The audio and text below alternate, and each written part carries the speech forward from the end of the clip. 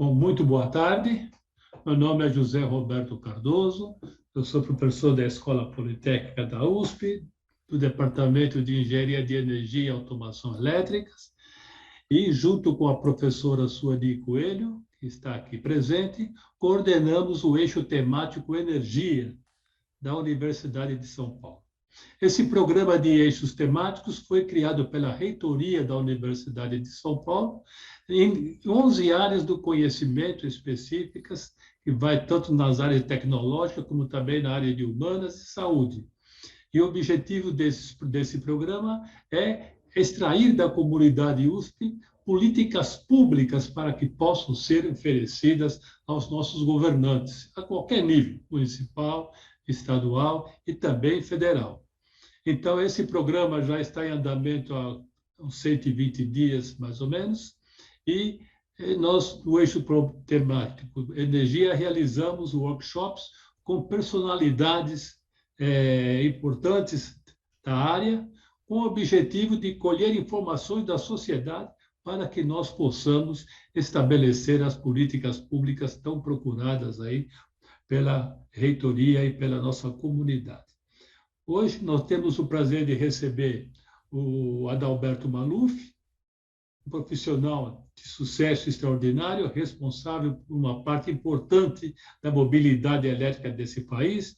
Ele vai conversar com vocês sobre isso, e vocês vão saber aí justamente a importância desse profissional para essa especialidade, que vamos chamar assim, da área de energia do lado da demanda, né?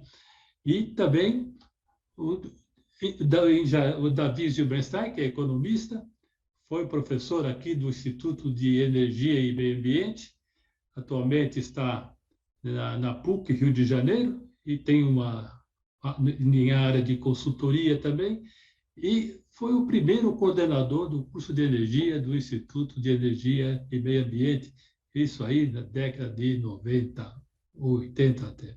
Enfim, é uma figura emblemática aqui, muito admirada pelos seus pares aqui no Instituto, aqui na universidade como um todo, e eu não tenho dúvida que será muito rica o depoimento do Davi Zilberstein. De modo que eu passo a palavra para a professora Sueli Coelho, que vai ser a moderadora desse evento, que vai apresentar de imediato os coordenadores e dar início ao processo. Agradeço novamente ao Adalberto e ao Davi e desejo a todos aí uma excelente tarde, né, na companhia dessas duas personalidades. Por favor, professora. Muito obrigada, professor Cardoso. Então, meu nome é Sueli Coelho, sou professora aqui no Instituto de Energia e Ambiente da USP e tenho o prazer de colaborar com o professor Cardoso nessa discussão dos eixos temáticos na área de energia, né? Nós já fizemos vários workshops anteriores, né? E a ideia de ter esse workshop foi justamente discutir as questões de mobilidade, porque nós sabemos que da importância de reduzir as emissões de carbono. Estamos tendo agora a COP27 lá no Cairo, que ainda está discutindo e não consegue chegar num consenso, né?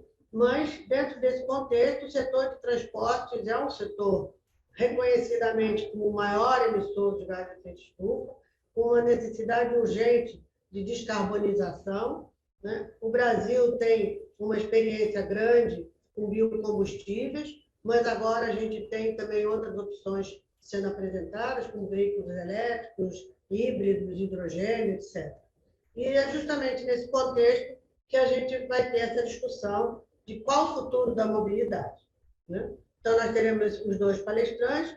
Eu vou tomar a liberdade de começar convidando o Adalberto Maluf, né, que é o nosso, digamos, mais externo à USP, né? O Adalberto é diretor de marketing e sustentabilidade da BYD, Build Your Dream, desde 2014, presidente dos conselhos da Associação Brasileira de Veículos Elétricos, conselheiro da AB Solar, ABGD, bacharel em Relações Internacionais, mestre em Relações Internacionais, trabalhou na Prefeitura de São Paulo, foi diretor da Clinton Climate Initiative, em parceria com a Rede de Cidades, de 2007 a 2014.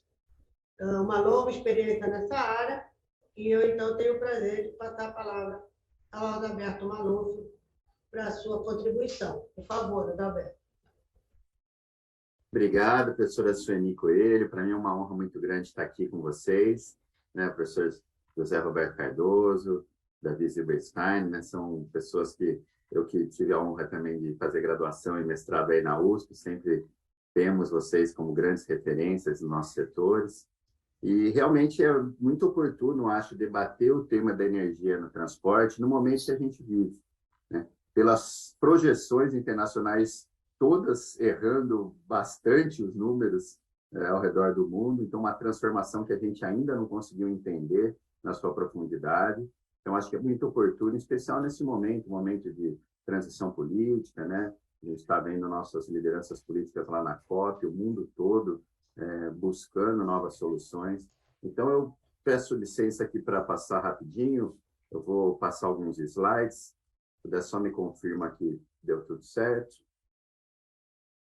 Então, já vou passar, porque basicamente a Associação Brasileira do Veículo Elétrico, né, a gente celebrou 16 anos o ano passado, uma associação que cresce muito, saímos de 30 para 130 associados, né, em menos de 2 anos, que mostra a pujança desse ecossistema, porque são setores que vêm passando por grande transformação. Já há muito tempo a gente fala do setor elétrico, a descentralização, a digitalização, né? E lá o Fórum Econômico Mundial, em 2016, já sinalizava que, olha, na verdade, o veículo elétrico ele vai ser o centro de uma revolução do setor elétrico, né? Um sistema mais descentralizado, digital, compartilhado, veículos cada vez mais autônomos. E mesmo quando a gente pensa a nível local, nas nossas residências, cada vez mais, a gente está falando de energia solar fotovoltaica, de baterias, de armazenamento, a segunda vida de bateria, que vai ser um mercado gigantesco no mundo, né, com esses milhões de carros elétricos que estão por aí, e cada vez mais a sinergia, complementariedade entre a geração própria de energia, GD,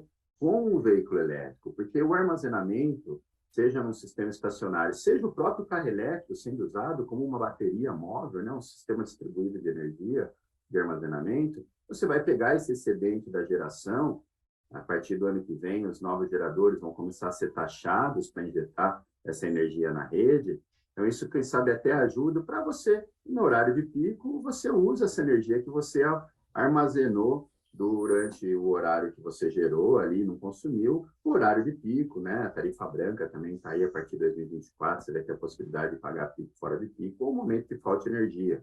Então, a gente acredita muito, vendo os projetos pilotos pelo mundo, de que o carro elétrico vai ter um papel importante de flexibilidade para a própria rede, seja a nível local, seja a nível de sistema. Né? Imagina em São Paulo, hoje você tem aí frotas de caminhões de lixo, de ônibus.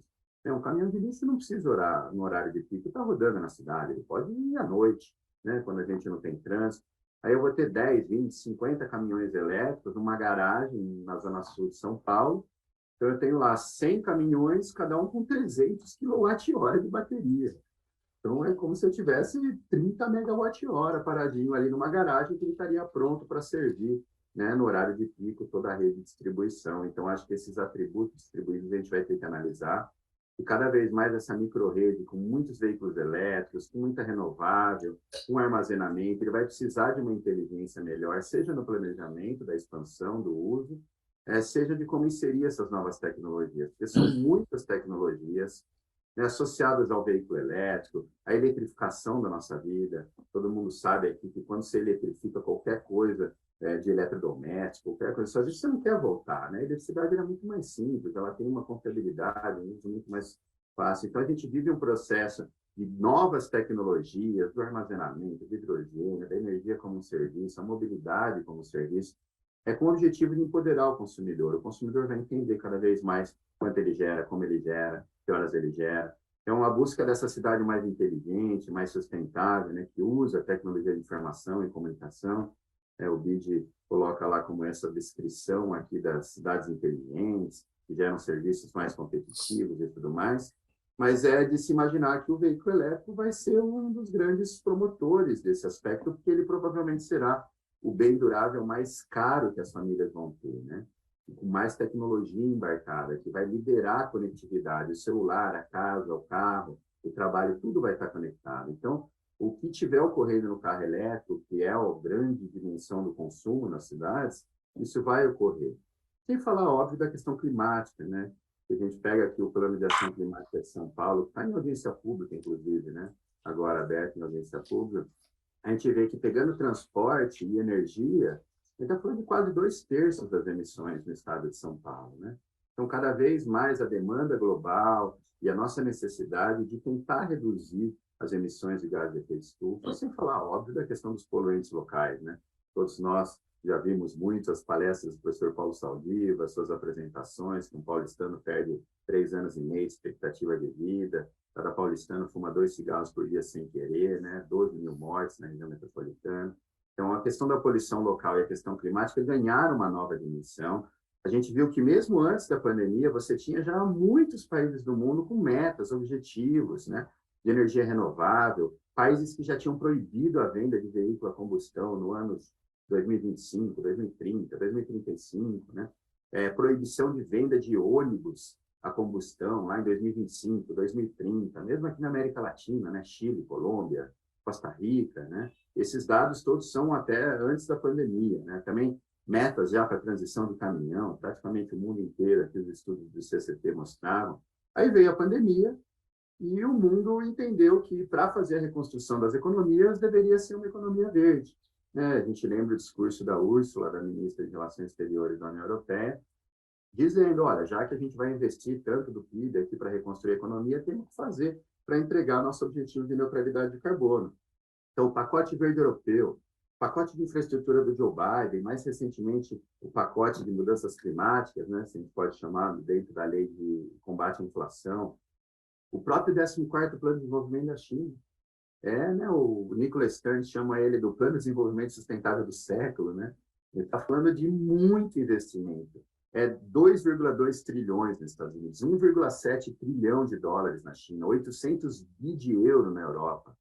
São as maiores políticas industriais da história recente.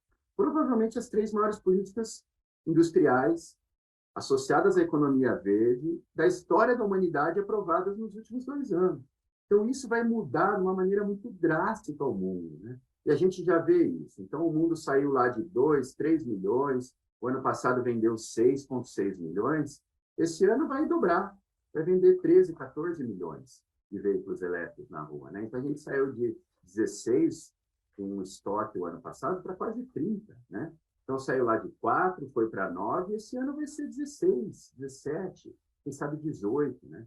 Então, a gente vê aqui em 2021 como a curva já realmente foi para cima, né? E você vê o caso da China. A China hoje, o ano passado, tinha 13%. A China é o maior mercado de veículos elétricos do mundo, né?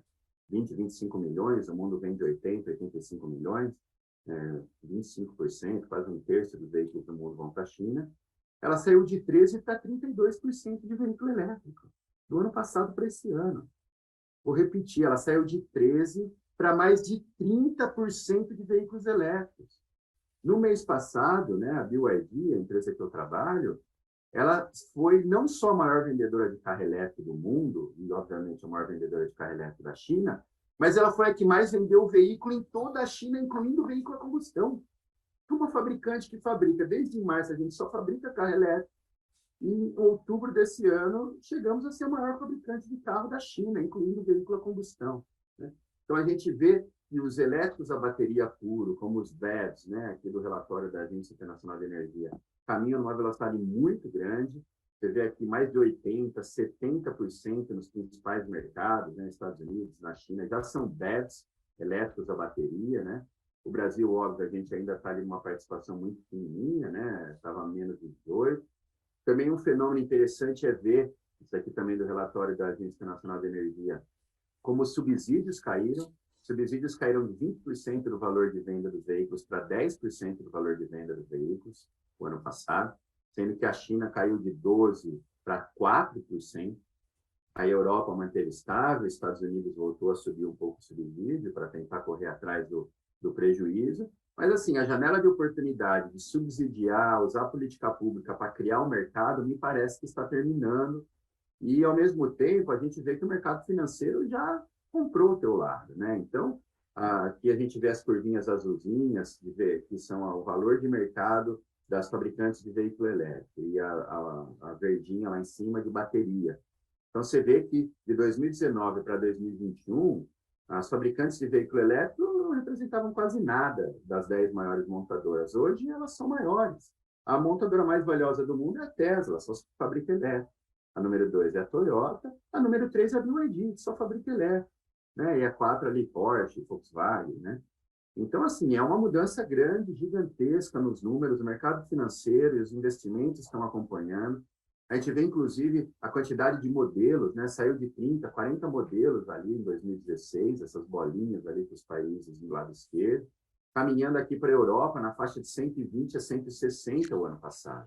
E o próprio Brasil, a gente saiu de 84 modelos em maio desse ano para 114 modelos até a semana passada, né? Ontem, a gente lançou mais 2 modelos aqui no mercado, então 116, e a gente acha que vai terminar o ano acima de 120.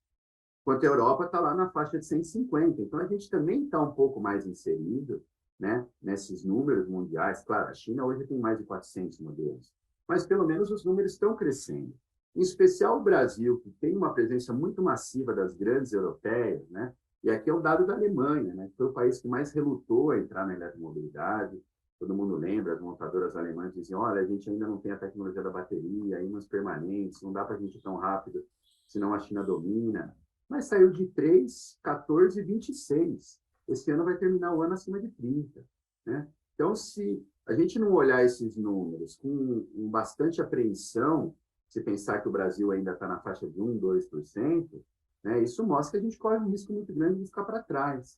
Mesmo porque as próprias projeções feitas aqui no Brasil, essa aqui feita pela Boston Consulting Group Campari há 2 anos atrás, elas já erraram drasticamente. Olha aqui a projeção de vendas, vamos aqui da União Europeia, 2025, 18% de elétrico, 8% de plug-in, 26%. Foi atingido esse ano, a projeção para 2025. A projeção para a China, 2025, 18 mais 4, 22, está em 32. Então, uma pesquisa bem feita, né, da associação da Anfávia, feita 2 anos atrás, e errou 3, 4 anos antes a projeção daqui a 3 anos. Né? Pessoal, quando a gente olha as projeções brasileiras, eu tive uma reunião recente com a EPE, eles estão agora já pensando, né, o PNE vai ser atualizado ali para 2024 e 2025, as nossas projeções, no melhor cenário, nossa, lá em 2030 vai ter 10%. Assim, para mim não faz muito sentido que o mundo esteja vendendo 50% em 2030, 70% em 2030, e o Brasil vendendo 10% de elétrico, né? Especial porque a Europa proibiu a venda de veículos a combustão em 35, então não vai ter mais produção. Quase todos os países americanos, sul-americanos, latino-americanos já têm meta, já têm prazo, já têm ação, né, com exceção do Brasil, que tem um grupo de trabalho, né, a Plataforma Nacional. Mas os números do Brasil também, eles seguem ali numa corrente importante de crescimento dos híbridos elétricos. Então, se no primeiro semestre a gente quase atingiu a nossa meta, né, que era 50%, saiu de 1%, foi para 1,7%, para 2,3%, a maioria híbridos flex. Lembrando que nós, aqui no Brasil, consideramos o híbrido flex como uma nova tecnologia. A gente acredita que o etanol, um biocombustível limpo, renovável, é extremamente importante para o Brasil, de fazer essa transição. Então, lá em junho, a gente já tinha passado pela primeira vez o número de BEVs, né, elétricos a bateria, 1%. Agora, de janeiro a outubro, a gente chegou a quase 44% de aumento, né? Então, de 35% foi para 38%, provavelmente terminaremos o ano em 45%, né? Um pouco a menos da nossa meta, lá que é 50 mil, mas não tem como negar o crescimento do setor, né? Então, teve esse recorde lá em setembro, de mais de 1.400, vendemos 10 mil elétricos puros de janeiro até setembro desse ano, são números bastante consistentes, que mostram que, finalmente, mesmo o carro elétrico pagando mais imposto que um carro a combustão. Vamos lembrar que aqui no Brasil, eu até acho certo, né, a gente subsidia o flex paga menos imposto, um veículo a combustão paga menos imposto do que um carro elétrico ou do que um híbrido, mas 70% das pessoas têm gasolina. Então, não sei se no médio e longo prazo vale a pena a gente ficar incentivando o flex para sempre, se as pessoas querem usar gasolina. E mesmo quando a gente olha a venda dos elétricos, né, que é como o mundo chama os New Energy Vehicles, são os plug-ins e os BEVs, o mês passado, em setembro, a gente passou 6 mil unidades, a gente nunca tinha passado ali os 4 mil, 5 mil, agora já foi para 6. Então, a gente vê uma curva crescente, a própria participação dos BEVs, né, e os híbridos plug-in chegando a quase o mesmo volume do híbrido flex, que é muito legal. Então, mostra como a gente tem, de um lado, o híbrido flex, que é importante, já produzido no Brasil, potencializa o etanol, um biocombustível limpo renovável, que gera emprego, renda no nosso estado, e, ao mesmo tempo, a gente já tem um crescimento do BEV para poder adensar a cadeia do lítio no Brasil. A gente saiu de 150 e vamos para 500. Fomos para quase 1.000 comercial leves elétricos esse ano. Saímos de quase 300 caminhões e já passamos 500, né? A venda de ônibus elétricos na América Latina aumentou 50% no ano passado, né? E quando a gente olha hoje, esses 3.700 ônibus, a grande maioria foi importado da China. E eram mercados que tradicionalmente compravam ônibus brasileiros, Santiago, Colômbia, Peru, Argentina, Uruguai, né? O Brasil ainda teve um crescimento pequenininho, 5% do ano passado para cá, 370. A gente tem muitas iniciativas de prefeituras, a lei do clima. Agora São Paulo finalmente, né, depois do estudo do CCT que mostrou que se não parasse de entrar ônibus a combustão hoje, não cumpria a lei, né? A prefeitura agora está tentando avançar. Micromobilidade, né? O brasileiro é muito adepto a novas tecnologias. Bicicleta elétrica cresceu muito em 2021, 2022. Mas mesmo aqui, a gente olha, bicicletas elétricas foram vendidas 41.000 no Brasil. A Alemanha vendeu 2 milhões de bicicletas elétricas. A França vendeu 1,5 milhão, né? Só que faz sentido o Brasil sobretaxar uma bicicleta elétrica, pagar 3 vezes mais IPI do que uma bicicleta comum, né? Agora teve a redução lá por causa do problema lá de Manaus, o ministro Alexandre de Moraes tinha suspendido a lista. Mas antes era a bicicleta normal paga 10, uma bicicleta elétrica paga 35 de IPI. Faz sentido. Como um carro a combustão paga 5, 7 de IPI, um carro elétrico paga 14, o dobro de IPI, né? Então, a gente tem avanços, né? Hoje a infraestrutura carregou, a gente saiu de 1.500 em junho, vamos chegar a 3.000 carregadores públicos e semipúblicos no Brasil. Dobramos os carregadores em 6 meses, né? Então, a regulamentação 1000 da ANEEL já é muito boa, ela permite hoje a venda de recarga de quilowatt-hora como um serviço, né? Qualquer investidor pode fazer, mas infelizmente ainda não resolvemos essa limitação, que é a proibição do veículo jogar energia na rede, né? Que, para finalizar, quando a gente pensa na energia, a gente vê que o crescimento é muito mais forte nas renováveis. A solar fotovoltaica não para de crescer, né? 5 gigas do ano passado, tem uns 10 gigas esse ano, estamos empatando ali, passando 10%. Da matriz de consumo de potência no Brasil, somando a GB, passou o gás, passou o petróleo, todo mundo. Vamos, dependendo dos números aí, começo do ano que vem, final desse ano, a solar passa a eólica, vira a fonte número 2 de potência do sistema elétrico brasileiro. Isso com poucos incentivos, né? A gente tem alguns incentivos importantes. Infelizmente, no meu ponto de vista, estamos tirando esses incentivos da geração distribuída. Acho que não era a hora ainda, até porque a Lei 14.300, o marco da GB, dizia que seria regulamentado em 6 meses, não foi. Então, a gente está 1 ano depois, vai começar a cobrar imposto, mas não foi regulamentado o benefício, né? Bem típico do Brasil, a gente põe o ônus no setor, mas o benefício que a gente promete das regulamentações a gente não cumpre. Então, por isso o setor solar hoje briga muito para postergar pelo menos 6 meses, 1 ano a entrada da lei, para que seja cumprido o que está previsto em lei das regulamentações. E GD já tinha sido a GD Solar a número 1 do Brasil ano passado, eólica número 2, né? Que acredita muito nessa integração do sol à roda, como fez São José dos Campos, comprou uma frota de ônibus elétrico, foi lá e licitou uma usina solar para abastecer os ônibus e todos os prédios. E as projeções de futuro para o Brasil, óbvio, são muito grandes. A solar vai ser a fonte número 1 do Brasil e do mundo, né? Em 2040, quem sabe até antes, 2035 a gente já vai ser, o mundo também. A gente tem todas as reservas de lítio, o Mercosul é líder, quase 45% do lítio do mundo, o lítio de Minas é muito boa qualidade, temos todos os minérios estratégicos dessa revolução para beneficiar, para industrializar essa cadeia no Brasil, também a cadeia de fabricação de células solares, tem grandes investimentos, a própria BYD dobrou a fábrica, tem uma nova fábrica de painel solar no Paraná agora, a gente exporta lá o silício a $2, $3 e traz uma célula a 30, um semicondutor a $2.000 de quilo, né? Então, a gente precisa adensar. Isso vai promover muita economia circular, que hoje você usa praticamente 10 anos ali a bateria no veículo, depois uma segunda aplicação mais 10, 15 anos em sistema estacionário de energia, e depois você recicla, né? Esses minérios são todos hoje muito valiosos, então a reciclabilidade faz sentido. Temos esse projeto lá com o CPQD, com a Unicamp, que já está colocando os primeiros módulos de segunda vida de bateria, né, em sistemas estacionários de energia. Então, isso mostra um potencial de crescimento, de geração de emprego, de milhões de empregos sendo criados nesses setores, né? E, infelizmente, quando eu nasci lá em 1982, o PIB da indústria de transformação era 35% do PIB brasileiro. O setor automotivo já foi 5% do PIB, caiu para menos de 2,5%, né? Então, isso é muito perigoso, muito complicado, porque a indústria é a que mais paga, né, imposto, que dá emprego de qualidade, que mais gera inovação. Então, a indústria como um todo, indústria de transformação mais extrativista, energia, água, é 20% do PIB, mas é 38% dos impostos, é 64% da pesquisa e do desenvolvimento.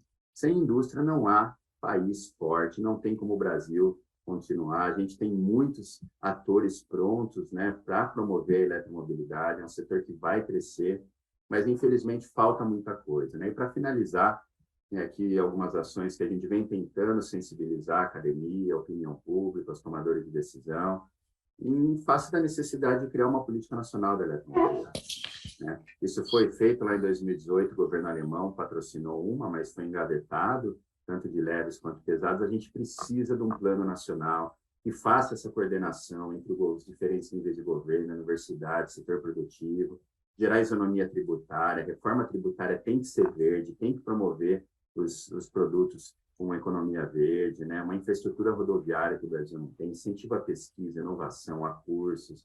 Se a gente não tiver isso, a gente não vai conseguir se inserir nas cadeias produtivas globais. Isso vai gerar certamente um risco muito grande para o Brasil, um risco da gente perder os empregos que já existem aqui. Bem, estamos perdendo, né? Teve 6 fábricas fechando no Brasil nos últimos anos. E o mundo tem hoje, professor Zé Roberto Cardoso, uma capacidade de produzir 145 milhões de veículos, mas vai vender 80. Então, nos próximos anos, metade das fábricas pode fechar no mundo. E essas fábricas que vão ser fechadas serão essas fábricas novas de veículos elétricos na Europa, na China, no México, ou vão ser as fábricas velhas que estão no Brasil, que não se renovam pela ausência de uma política pública, de uma integração da política pública, que, na nossa opinião, depois de analisar o que o mundo fez, precisa vir do governo federal. Tem muita iniciativa boa e importante de governos subnacionais e prefeituras, São Paulo, Campinas, São José dos Campos, Brasil inteiro, Rio de Janeiro, vários estados tentando. Agora, se o governo federal não usar o seu poder de planejador, integrador, financiador do setor produtivo, da academia e dos governos subnacionais, a gente não vê uma solução para um problema tão complexo e tão difícil, de grande revolução tecnológica, no curto e médio prazo. Ok, muito obrigado, Adalberto. Excelente apresentação, extremamente interessante. Não vou deixar rapidinho todas as perguntas e as dúvidas que a gente tem para a hora do nosso debate. E vou passar a palavra, então, ao Davi Gilberstein, né? O Davi é doutor em energia pela Universidade de Grenoble, da França, foi o criador do programa de pós-graduação em energia aqui do Instituto de Energia e Ambiente, né?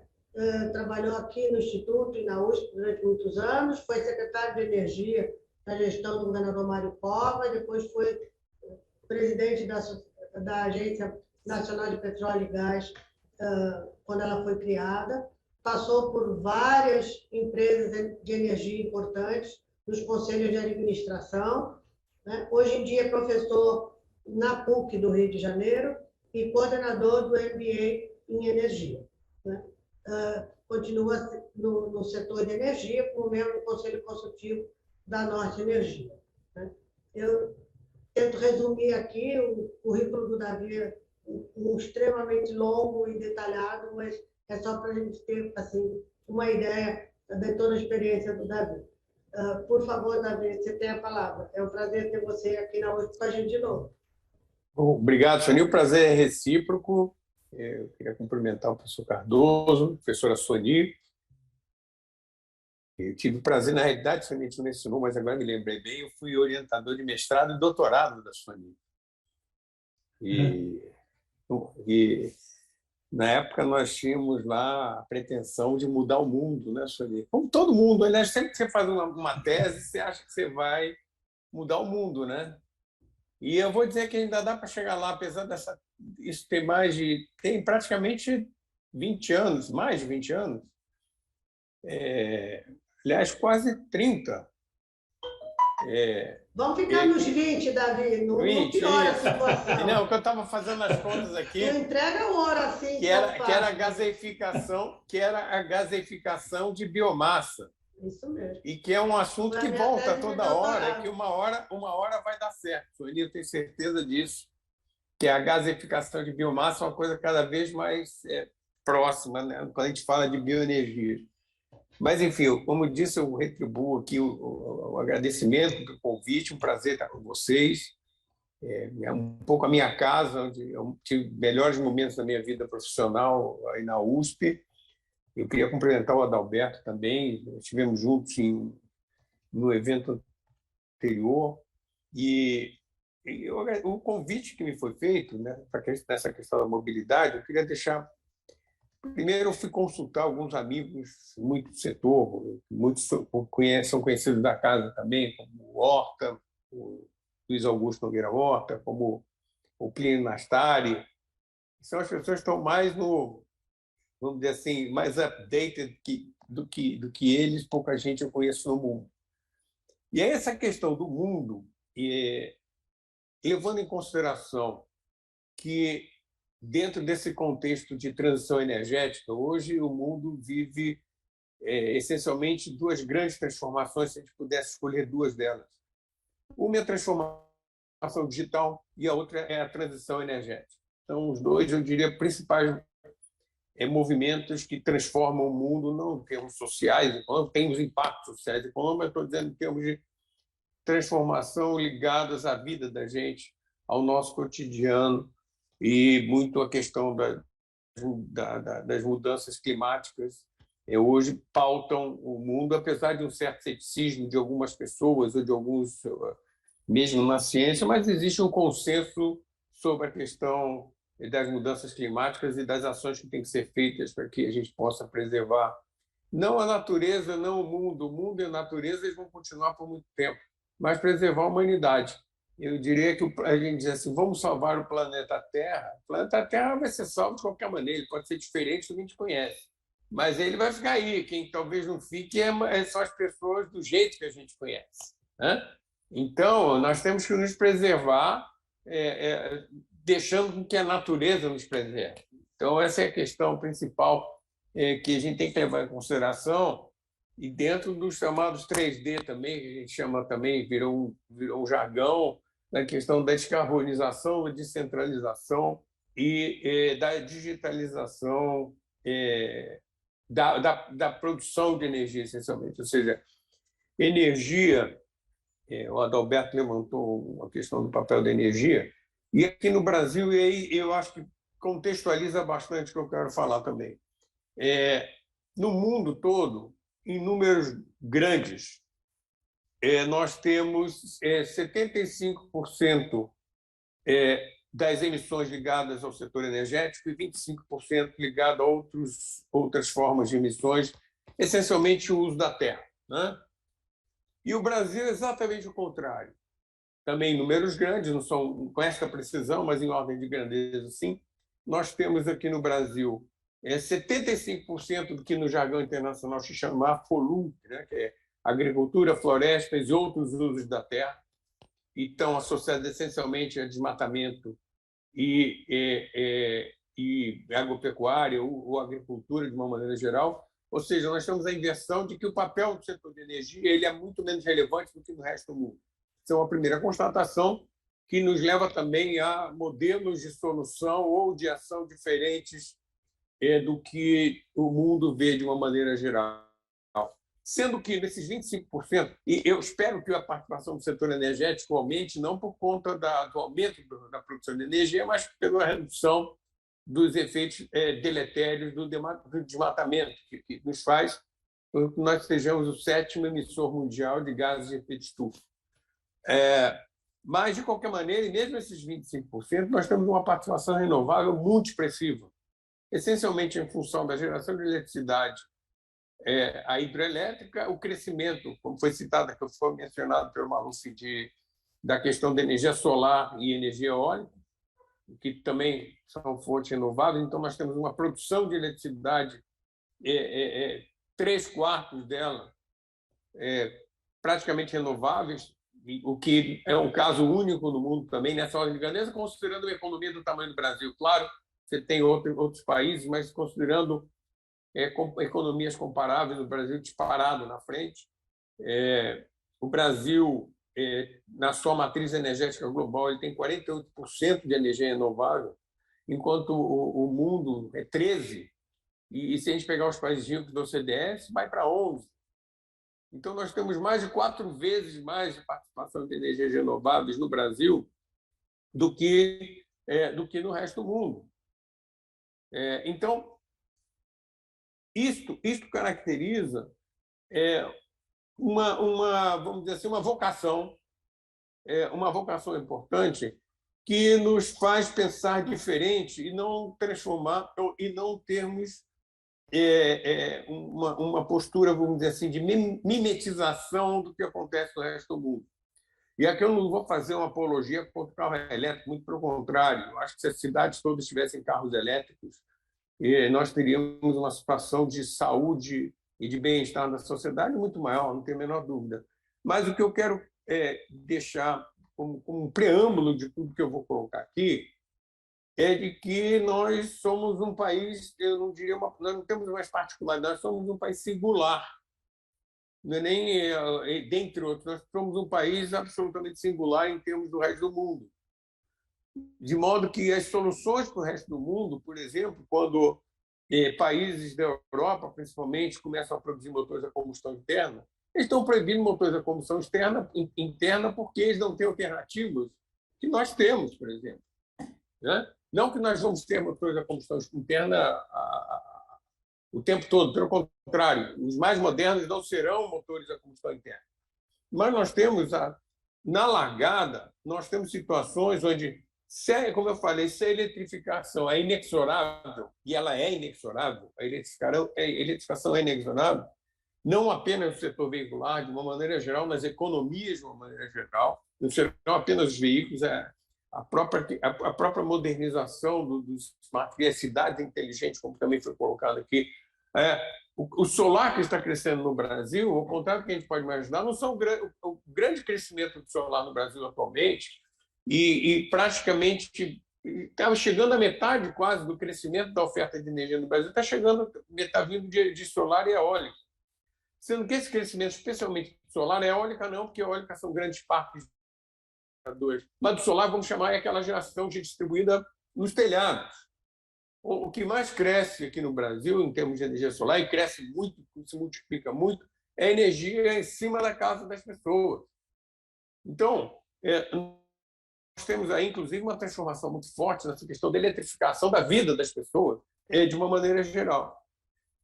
E nessa história toda, eu diria que a bioenergia, vamos chamar de bioenergia no primeiro momento, uma alternativa fundamental no contexto nosso brasileiro e da transição energética. Quer dizer, é uma vocação única do Brasil em todos os setores e vetores energéticos. Olha, biocombustíveis, biogás, bioeletricidade, hidrogênio, falar um pouquinho de hidrogênio para frente. E eu, como falei, o Brasil é um caso singular. A Agência Internacional de Energia para o Mundo estima que o consumo de bioenergia até 2030, ele, para atender o cenário de desenvolvimento sustentável, os SDS, ele tem que alcançar 9% da demanda global de energia, em comparação ao que o último dado que eu fui ver é o de 2018, 3%. Ele tem que passar de 3% para 9%, o que é muita coisa. No Brasil, o consumo de bioenergia ele representou um pouco mais de 1/3 do consumo total de energia. E 9% da energia elétrica produzida. E 70% da energia renovável utilizada no Brasil vem da bioenergia, sendo que 25% do setor de transporte. A nossa matriz aqui, se a gente pegar veículos leves ciclo Otto, nós temos quase 50% da nossa frota movida a energia renovável. Porque se a gente considerar o motor de flex utilizando álcool hidratado, mais os 27% da gasolina, a gente tem aí praticamente 50%, um pouquinho menos de 50% da frota, o que é um caso único no mundo. Não existe nenhum lugar onde você tem 50% da frota de veículos motorizados, veículos zero, movidos a energia renovável.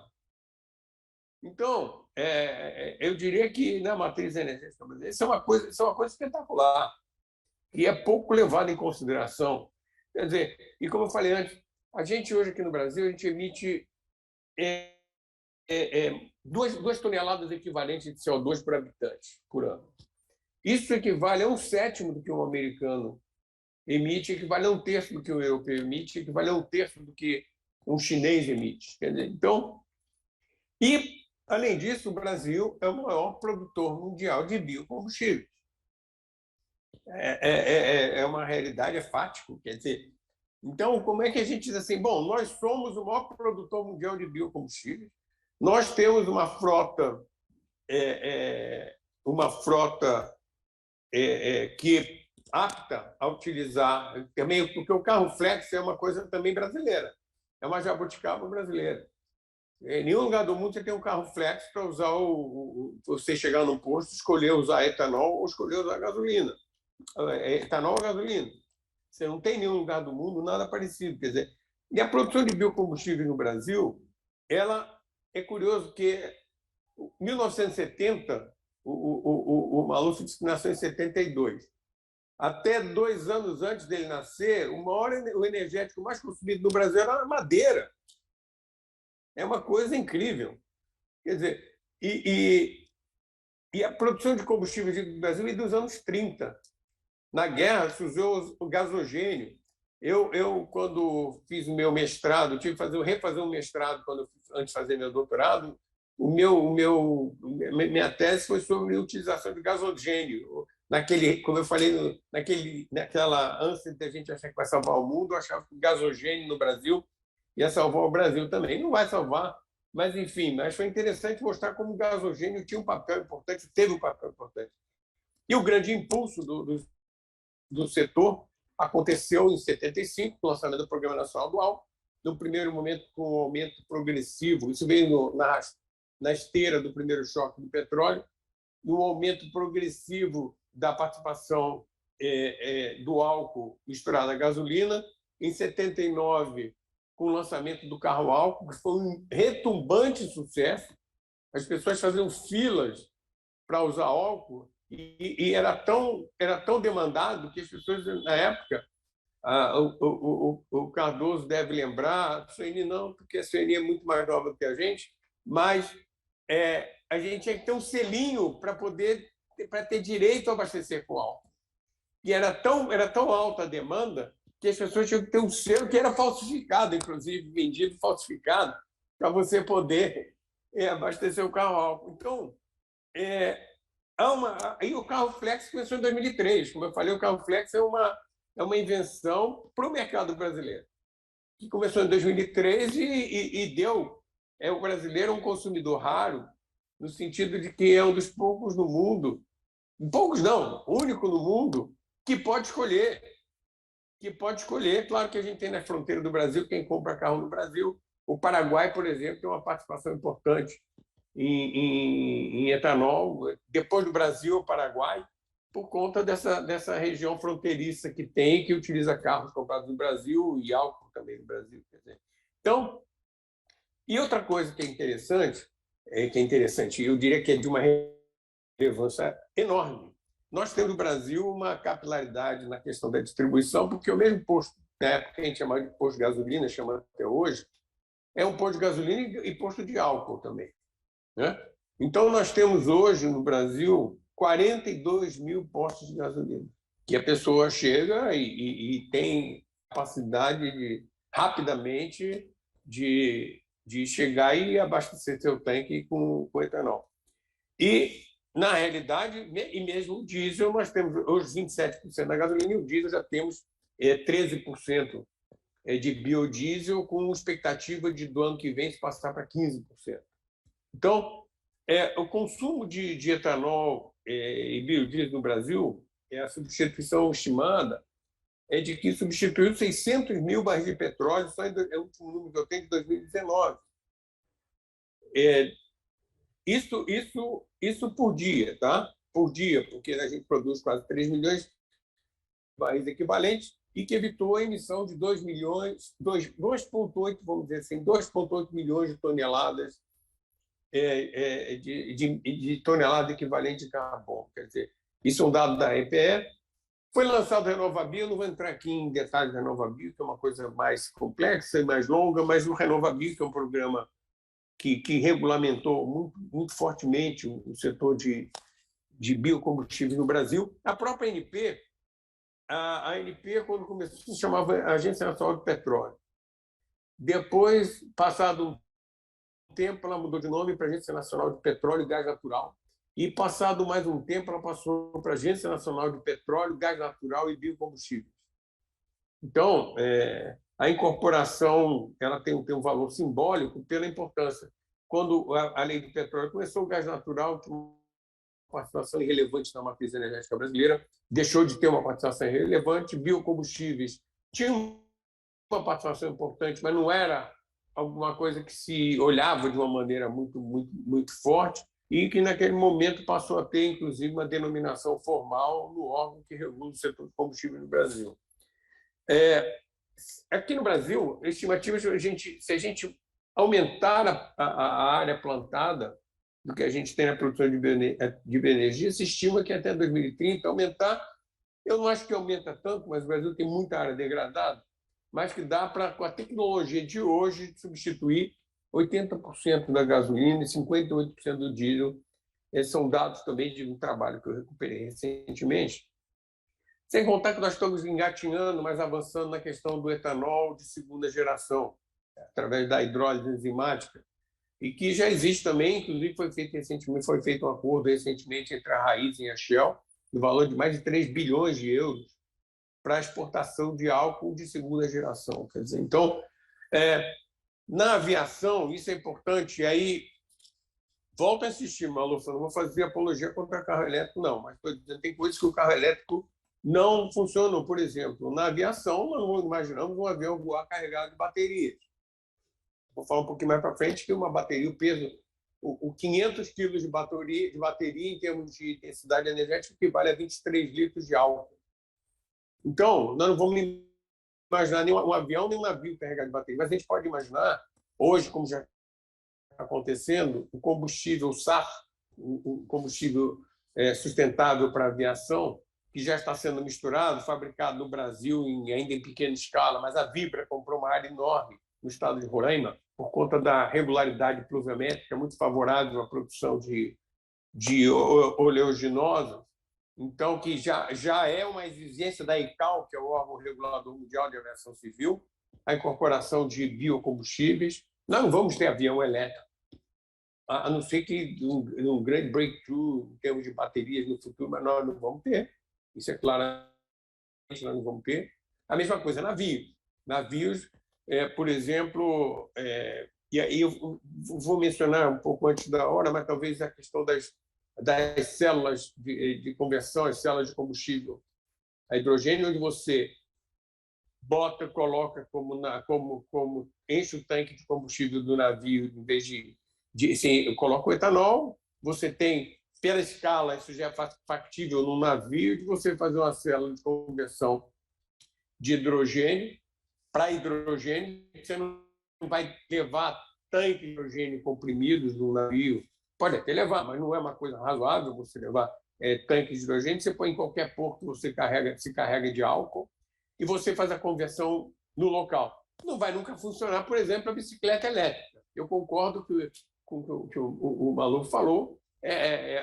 Esse eu acho um transporte espetacular, mas você não vai ter célula de conversão de célula de combustível numa bicicleta elétrica. Mas você vai ter, seguramente, você pode ter num navio, né? Então, existem transformações, e no futuro você vai ter também no automóvel. Então, esse contorno estratégico aqui ele é oportuno de observar que, além do potencial supridor de energia, com baixa emissão de carbono fóssil para outros mercados, a gente pode transferir isso para outros mercados, especialmente no setor de transportes. Quer dizer, que o Brasil é um potencial fornecedor de bens e serviços, tanto a montantes quanto a jusantes nas cadeias bioenergéticas em diversos países, principalmente na América Latina, na África, e um país que está indo muito na linha do que o Brasil faz hoje é a Índia. A Índia está caminhando muito na questão da bioenergia. Quer dizer, porque a equivalência energética de uma tonelada de cana equivale, isso é só como referência, o uso não é direto, a 1,2, uma tonelada de cana a 1,2 barril de petróleo. Quer dizer, e a cana-de-açúcar, em termos de fotossíntese, é um dos elementos mais eficientes que existe na natureza, a conversão de energia solar pela fotossíntese. A cana-de-açúcar é espetacular em relação a isso. E, em função das pesquisas, principalmente o Brasil também é muito pioneiro nisso, é a questão, o rendimento das plantações de cana no Brasil, sem aumento das áreas, ele cresceu exponencialmente nos últimos 30 anos, em função da qualidade da pesquisa que se faz aqui no Brasil. Em um ano, são 600 e mais ou menos 670 milhões de toneladas de cana-de-açúcar, que equivale a 2,16 milhões de barris de petróleo, de óleo cru, que é quase um pouco menos da produção. Não, na verdade, 2,1 contra 2,9 milhões que são produzidos por dia, mas você tem esses 600 milhões, equivale a 2,1 milhões de barris, que são menos um pouco do que 2,9 milhões de barris produzidos por dia, se tudo pudesse ser convertido. Mas é uma ordem de grandeza muito expressiva. São números bastante relevantes. Quer dizer. E é um cálculo também que entre 1975, quando começou o Programa Nacional do Álcool, em 2021, o volume de gasolina substituída pelo etanol foi de 3,45 bilhões de barris de petróleo. Quer dizer, é uma quantidade de emissões que foram deixadas de serem emitidas, assim, de emissões de gases de efeito estufa, foram deixadas de serem espalhadas pelo planeta, é muito expressivo. E a cada ano aqui no Brasil, são 164 milhões de barris de petróleo que são substituídos sem necessidade de novos investimentos. Esse é um status quo da nossa situação hoje. A gente tem 164 milhões de barris de petróleo que deixam de ser, que são substituídos pela geração com etanol. Quer dizer, no ciclo Otto, né, a gente estava no motor de combustão interna, o Brasil, como eu falei, o Brasil chega a quase 50%. O número mais preciso que eu cheguei, 48%. O segundo lugar é o Paraguai, que tem uma economia muito pequena e se vale muito da região, da influência brasileira. E depois do Paraguai, a gente tem a Tailândia com 12,4%, os Estados Unidos, que é importante, chega a quase 10%, 9,8%, a Índia, 8,5%. Depois vem dois países que eu peguei na Europa, a França com 4,7% e a Alemanha com 1,3%. Isso a gente vai explicar muito do que acontece na Alemanha. Agora, o que é interessante aqui no estado de São Paulo, que no Brasil é 48%, aqui no estado de São Paulo chega a 64%. É um país bastante produtor de etanol. No Mato Grosso, chega a deixa eu ver aqui, eu não tenho minha colinha, 70%. E os carros flex hoje são 85% das vendas de veículos elétricos. Agora, o que eu acho mais interessante nessa história, e aí que eu digo a questão que a gente não tem que deixar de lado a questão do carro elétrico, muito ao contrário, mas mostrar o que são números reais para o Brasil. Eu leio muito, a Sorinha até me mandou um deles, mas eu leio muitos relatórios de consultorias internacionais. Deloitte, McKinsey, UI, todos eles escreveram sobre carros elétricos e todos mostram um futuro promissor no mundo para carro elétrico, como o Adalberto Maluf mostrou para a gente. E é verdade, você tem aí uma escala exponencial de crescimento do carro elétrico. Mas eles ignoram o Brasil naturalmente, não tem porquê, porque não deixa de ser uma economia periférica nesse mercado. Mas, por exemplo, o motor de combustão interna gasolina hoje aqui no Brasil, São números de 2017, eu não consegui mais recente, mas não mudou muito. Pode ter mudado para melhor um pouco, mas a ordem de grandeza não muda. Ele emite 145 gramas de CO2 equivalente por quilômetro rodado. Na Europa, esse motor ele emite 128, então já é no nosso 145, 128. Um híbrido a gasolina, 122. Um veículo elétrico na Europa, 92. Então, nós vamos ver crescendo. Um veículo elétrico no Brasil é 65. Eu estou considerando, não é a emissão, obviamente, o veículo elétrico, a emissão de escapamento é zero. Isso leva em consideração toda a vida útil, de onde vem a eletricidade, ao longo do tempo, em função da característica da matriz energética de cada bloco desse que eu estou falando. Então, no Brasil, em função, como eu falei, da matriz renovável brasileira, 65. Motor de combustão interna, flex, etanol, que é uma coisa que só tem aqui no Brasil, 58. Um híbrido a etanol, 29. Então, nós falamos que o motor gasolina convencional 145, um veículo elétrico, o Maluf, eu posso ter enganado em alguns números, mas eu acho que a ordem de grandeza é essa. O flex etanol 58, o híbrido etanol 29, sendo que, por exemplo, a média na Alemanha é 125, nos Estados Unidos é 95. Então, o híbrido etanol, um carro que tem aqui, está disponível no mercado, e tem, só para daqui a pouco já vamos concluir, mas você tem modelos mais avançados em relação a isso.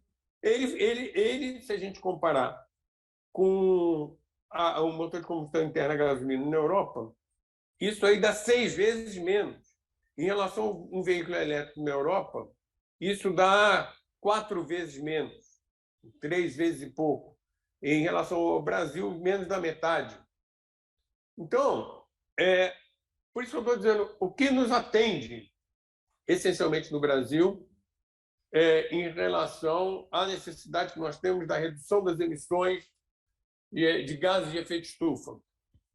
Então, eu diria que os próximos passos seriam, primeiro, a otimização dos motores a combustão interna, uma transição para veículos híbridos e a eletrificação pura. Tá? Sendo que essa eletrificação pura, isso foi mencionado na apresentação do Maluf, que é utilizando biocombustíveis renováveis. Agora, a questão principal, na minha opinião, está na questão da bateria. Como eu falei antes, um carro, eu peguei um número que a fonte, não vou dizer se é confiável ou não, mas eu acho que está certo. Um carro comum leva 15 quilos de cobre. Um carro elétrico entre 80 e 85 quilos de cobre. Um carro elétrico usando etanol não tem problemas assim, igual a questão da bateria. E a questão, principalmente, da densidade. Eu peguei dois indicadores aqui: densidade energética, que é watt-hora por litro, e eficiência energética, que é watt-hora por quilograma. As baterias de altíssimo rendimento têm, no máximo, 700 a 800 watt-horas por quilograma. A densidade energética e a energia específica de combustíveis são muito maiores que na bateria, mas muito maiores. Por exemplo, no caso do etanol, entre 5.000 e 6.000 watt-horas por litro. Na bateria, você chega entre 300 e 800. Ou seja, nós estamos comparando entre 5 e 6.000, entre 300 e 800. No caso da energia específica, 6.000 watt-horas por quilograma, no caso da energia específica. No caso do etanol, conta 100 a 500 no caso da bateria. Então, existe aí uma dissonância, na minha opinião, de expectativas de utilização, em que a gente vai tratar da questão, por exemplo, num carro. Vou terminar com uma simplificação aqui bastante. E tem uma coisa também que acontece, eu já li algumas coisas sobre isso, teria que me aprofundar mais. Aliás, tem estudos muito esparsos, mas que fazem sentido é a questão, hoje nós somos da questão dos combustíveis fósseis, nós somos muito dependentes dos chamados, vamos chamar de petropaíses. No caso do carro elétrico, nós vamos ter uma transição para outras dependências, que são os países, outros países que são produtores de elementos essenciais, metais raros e outros elementos essenciais que estão espalhados pelo mundo em países onde você não... Na África, por exemplo, a Bolívia, mesmo o Brasil, na questão de lítio, nióbio, o que seja. Então, nós vamos ter petropaíses, vão passar um pouco para mineralopaíses na questão dos carros elétricos. E aí eu vou simplificar, o Adalberto pode até me corrigir se eu estiver errado. Um carro elétrico convencional, você tem um motor relativamente barato, com combustível muito caro e muito pesado, no caso das baterias. Estou nem contando de onde vem a energia das baterias, estou dizendo das baterias, você carrega muito das baterias. Num carro a etanol, você tem um motor relativamente caro com um combustível barato, que é, no caso, o etanol. Se você puder cruzar o motor barato com combustível barato, para fazer um carro de um motor elétrico com combustível líquido por bioenergia, esse é o melhor dos mundos. Esse melhor dos mundos tem uma conexão que chama célula de hidrogênio, onde você abastece com etanol, você converte aquele etanol em eletricidade através de membranas e catalisadores, é uma tecnologia conhecida no estágio pré-comercial, ela funciona, tecnologicamente comprovado, está num estágio de transição também importante, onde o ideal você abastecer com etanol e ter um motor elétrico atendendo. Ou mesmo no carro híbrido, lembrando um pouco, quando eu fiz meu curso de engenharia, sou engenheiro de formação básica, e fiz engenharia mecânica, carro híbrido nem na ficção. Mas hoje você tem o carro híbrido paralelo, você tem dois motores que propulsionam o carro, um elétrico e um a gasolina, mas você já tem um outro, que é o híbrido paralelo, o Maluf deve entender com certeza muito mais do que eu, onde você tem um motor que funciona muito mais, um motor a combustão, mas é um pequeno motor muito barato, muito simples, muito leve, e que funciona como um gerador para o motor elétrico efetivo, que é aquele motor, a propulsão é 100% movida por aquele motor elétrico. Então, tem aí já eu diria muito mais do que um cheiro, mas já uma consistência tecnológica, uma transição tecnológica muito interessante, onde você pode casar efetivamente. Você tem o carro elétrico, onde você tem um abastecimento com combustível líquido e uma propulsão elétrica, quer dizer, e com emissão líquida zero. Então, eu levantei essa questão porque o carro elétrico entusiasma. E, naturalmente, tem entusiasmo mesmo, porque você imaginar que é o grande problema, talvez na questão da poluição das cidades. Apesar de São Paulo ser uma das cidades, no ranking de cidades poluídas, a cidade está lá atrás. As cidades mais poluídas do mundo está longe de ser.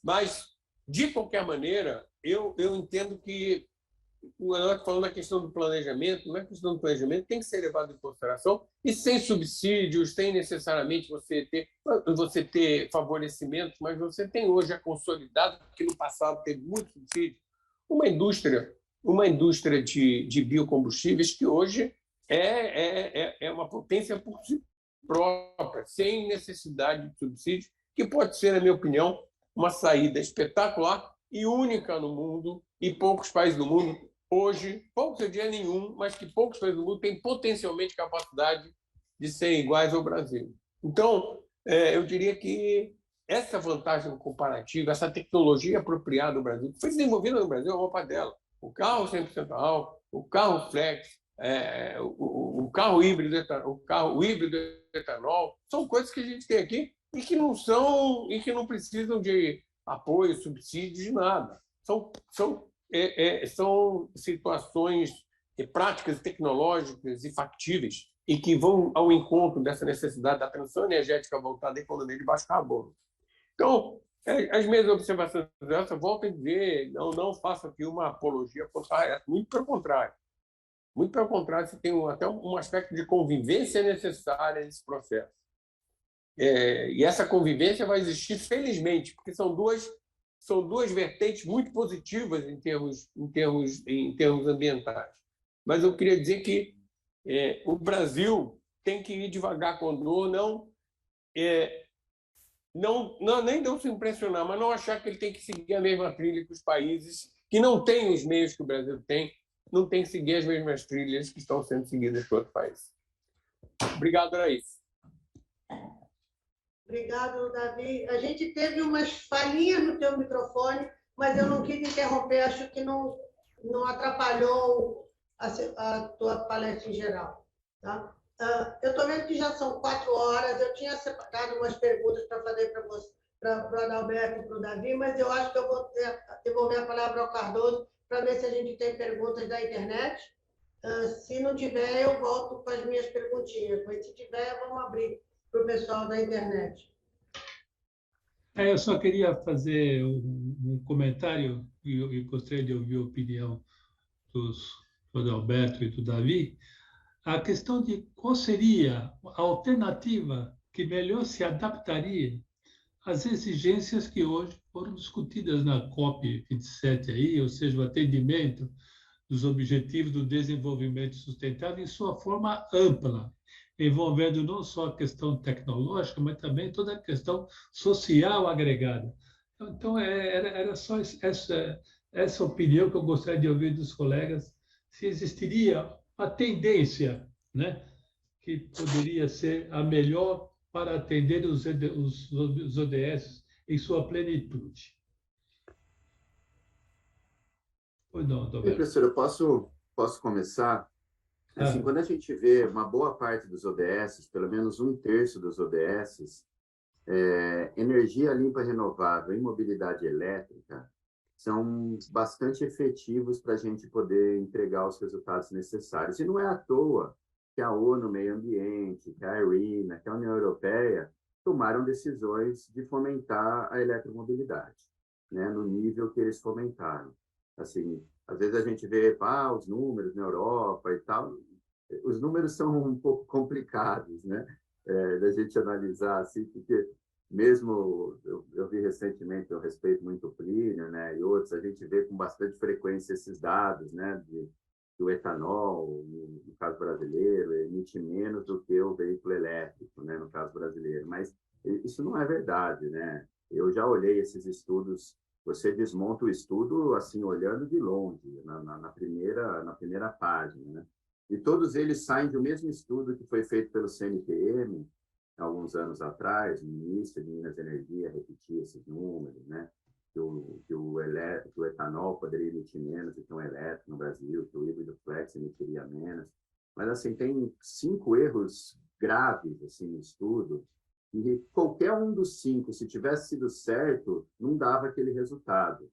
Então, assim, para mim, não faz muito sentido a gente imaginar que a União Europeia ia ser tão boba de fomentar a eletromobilidade desse jeito se existisse outra alternativa que fosse muito melhor e muito mais barata.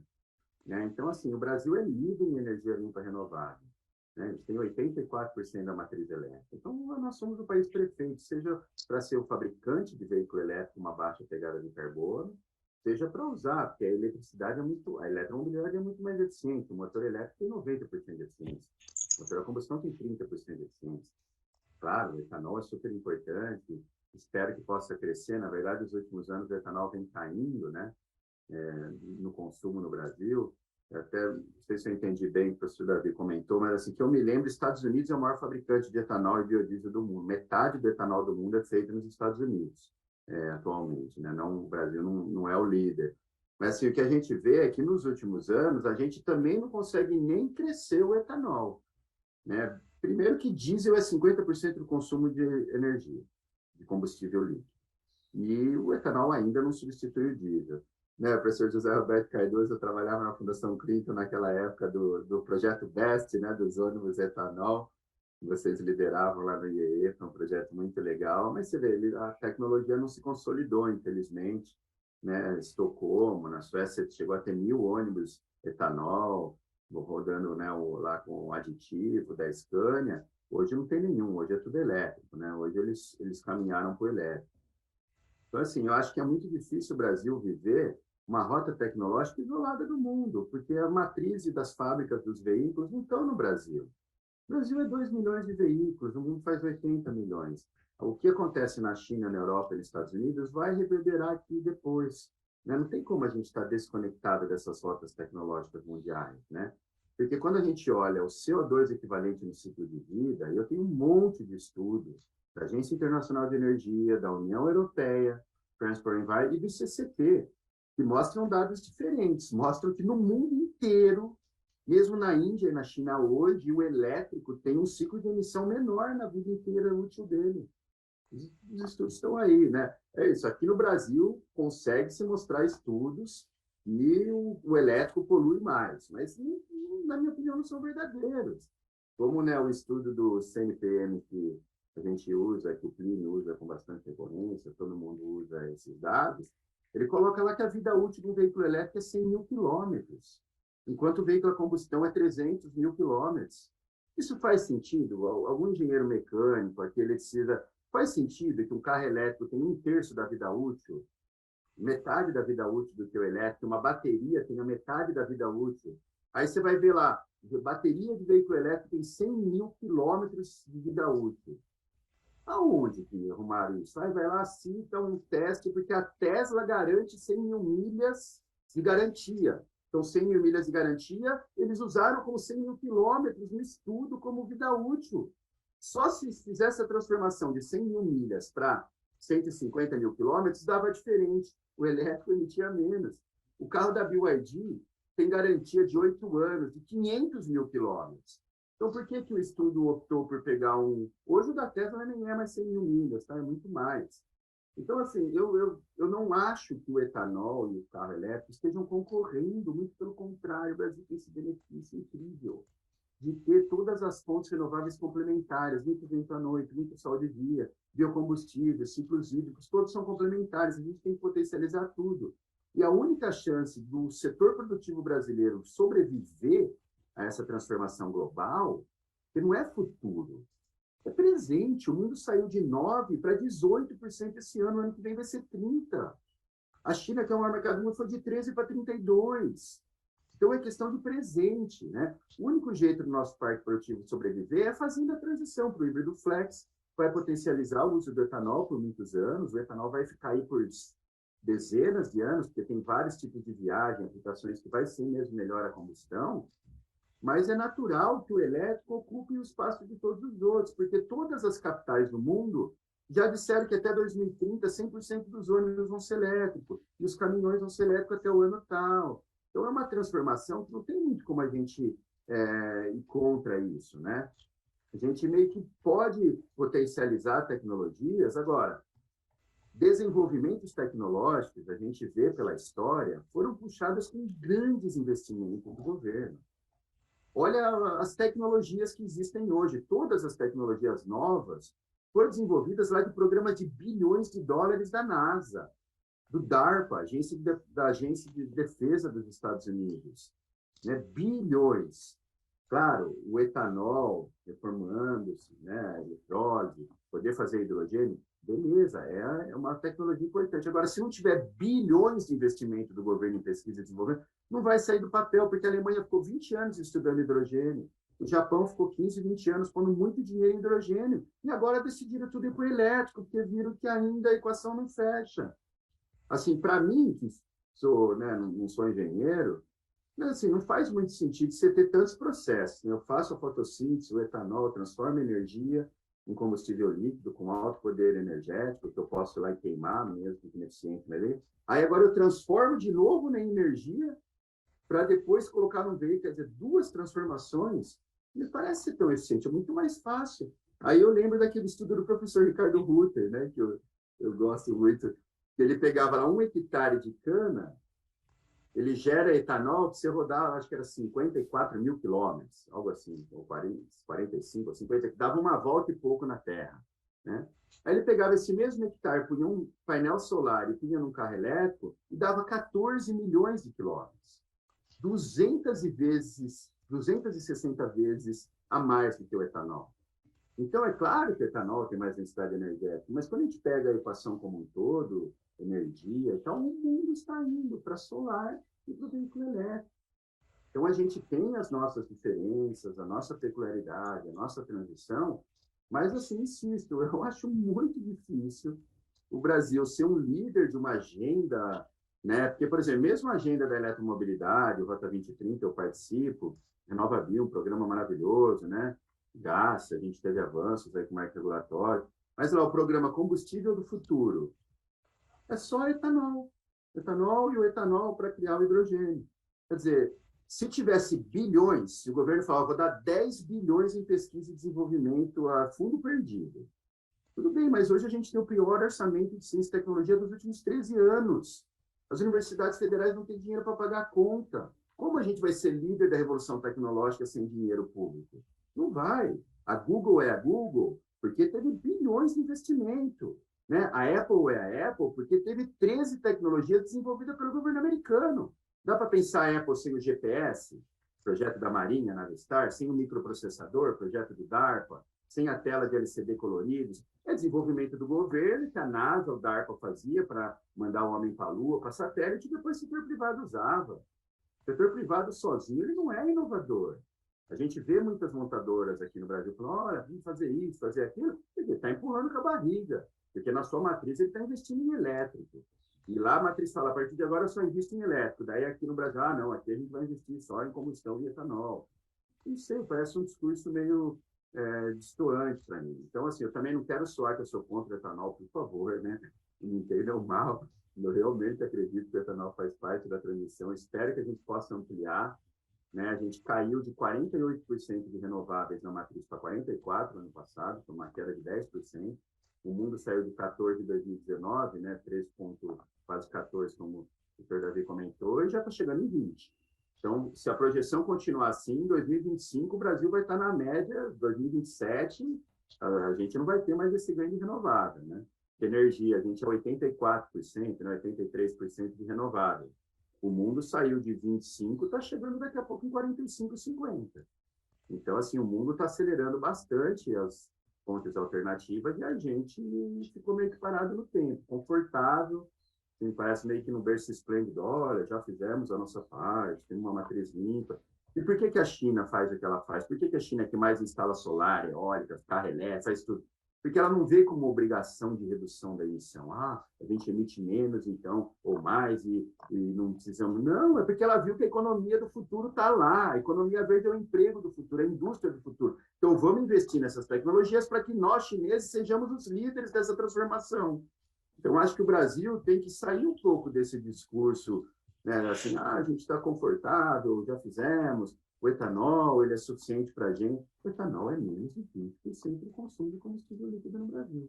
Né? Claro, entre os leves, eu tinha visto relações mais próximas de 40%, né? 40% 60%, pelo menos a última danfada lá em 2020 era isso, 60% gasolina, 40%. Mas pode ser que os 27% do etanol aí esteja na gasolina, então desse número, né? De meio a meio.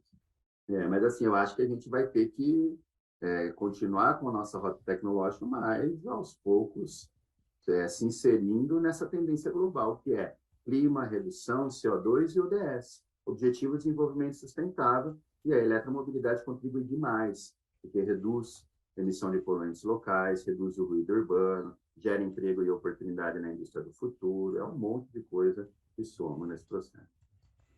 Obrigado. Bem, vamos lá. Começando, bom, depois eu queria que você me mandasse esses estudos aí que você falou sobre a questão que contrariam os números que eu apresentei aqui. Me interessa ver o contraditório. Começando do final, a China não é só a questão dela estar... A gente sabe muito bem que a China está à beira de um colapso ambiental. Né? Não, está à beira de um colapso ambiental. Os rios, o ar, as cidades... A China fez uma Olimpíada que teve que fechar indústrias em torno de Pequim para poder receber as pessoas. Eu fui à China há 4 anos atrás, é irrespirável o ar na maioria das cidades por causa do carvão utilizado. Então, para a China, os rios na China estão poluídos. Então, a China é uma questão de sobrevivência própria, o fato da China estar investindo tanto. Claro que tem o lado comercial, não tem a menor dúvida, mas a China é o país que mais tem hoje problemas ambientais no mundo, e ela tem que investir pela quantidade de gente que ela tem, investimento per capita. O Brasil, em termos de emissões de CO2, emite menos do que a China. Claramente, 1/3 menos do que a China. Esses são números disponíveis.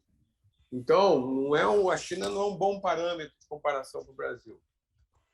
Como eu acho também que não é um bom parâmetro de comparação para o Brasil, você dizer que o mercado internacional faz, o Brasil tem que fazer também.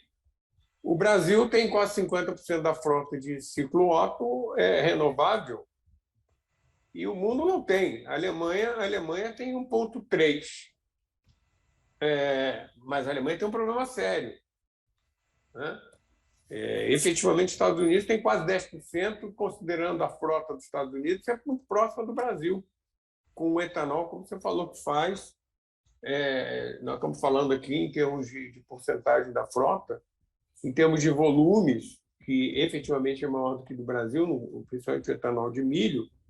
Então, os Estados Unidos também tem uma relevância importante nessa questão do uso do etanol. E o que eu acho é o seguinte: essa questão, o governo, na largada da tecnologia do etanol, o subsídio governamental chegou a 85%. Então, é verdade, sim, que nos anos 70, chegou a 85%. Quando eu estava na NP, ainda tinha uma quantidade imensa de subsídios que a gente foi retirando, principalmente para o Nordeste. Mesmo São Paulo ainda tinha um pouco, Centro-Oeste tinha muito. Então, não é verdade que o governo não põe dinheiro em tecnologia. É verdade que põe menos do que deveria. Principalmente nos últimos anos, a ciência e tecnologia sofreu muito. Não foi uma prioridade do governo. Não foi uma prioridade do governo. Agora, eu não vejo por que o mundo está caminhando numa direção, se a gente é diferente do que está acontecendo no resto do mundo. Dizer que, por exemplo, um carro flex não tem tecnologia, o carro flex é uma tecnologia extremamente avançada. É um desenvolvimento nacional extremamente avançado. O carro híbrido flex aqui no Brasil, não é possível imaginar que um carro híbrido flex, considerando um motor híbrido, ele chega a 45%. Ao contrário de um carro com combustão interna normal, que é 30%, ele chega a 45% de rendimento, que é um salto enorme. O que é um salto enorme. Então, é uma questão até de bom senso. Imaginar um carro híbrido flex, que você praticamente quase triplica o rendimento do automóvel, achar que é um retrocesso, que não é uma solução que melhore a qualidade em termos de emissões. Quer dizer, não é porque a Alemanha que não fabrica uma gota de etanol, ou o Japão, ou mesmo a China. E aqui eu não estou fazendo apologia do etanol puramente, porque eu não tenho nenhum interesse direto, não trabalho, não dou consultoria para nenhuma empresa de etanol, não tenho nenhum vínculo comercial, nem nada, zero. E nunca tive. Então, o que eu quero dizer é o seguinte: quando eu falo da questão do etanol, é que a gente deveria buscar alternativas mais apropriadas para o Brasil. É inegável que a questão das baterias é uma questão muito séria, em termos de, como se a bateria, depois do descarte, ela fosse toda sendo usada, reutilizada. A gente não consegue aqui no país. Então, vou pegar uma característica brasileira, a questão dos metais, da questão do reuso ou do que seja, é um problema sério. Quanto vai custar, por exemplo, a implementação equivalente de combustíveis, por exemplo, para você ter pontos de recarga no Brasil? Eu vi estimativas de 100 bilhões de reais. Posso estar errado, podem estar errados, você pode chegar e contestar com outros trabalhos. Eu vi até de mais de 100 bilhões de reais. Quem paga isso? Não deverá ser o governo, né? Então, quando foi do etanol, houve muito subsídio do governo na época, como eu falei antes. Inegavelmente, certo ou errado, mas foi o que, de alguma maneira, serviu para implementar o setor de etanol no Brasil. Se a vida útil de um está mais certo ou está mais errado, a questão, acho que ela é de segunda ordem. Na minha opinião, é de segunda ordem. Agora, que efetivamente todos os estudos, eu posso estar errado, praticamente todos os estudos que eu vi, eu pelo menos não vi nenhum estudo em linha contrária, você pegar, por exemplo, o estudo da Vibra aqui no Brasil, todos os números que eu vejo mostram que um carro elétrico, que um carro etanol no Brasil emite menos que um carro elétrico. Pode estar errado. Então, você me manda. Não, tudo bem, eu posso estar me consultando com fontes que não são fidedignas. Então, o que eu quero dizer é o seguinte, o que eu vejo com apresentações internacionais de pessoas extremamente reputadas são números que eu não inventei os números, e eu não tenho, e nem fui a um laboratório para testar. O que eu quero dizer, eu usei fontes que eu considero como extremamente importantes e extremamente relevantes para serem levadas a sério.